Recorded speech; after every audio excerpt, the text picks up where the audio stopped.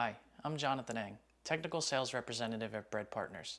Today I'm going to be showing you how to make a marble rye bread using our 10% zesty rye base as well as our 50/50 pumpernickel base. This technique can be used with any of our rye and pumpernickel bases. Today I'm going to be making hearth loaf as well as a pan loaf.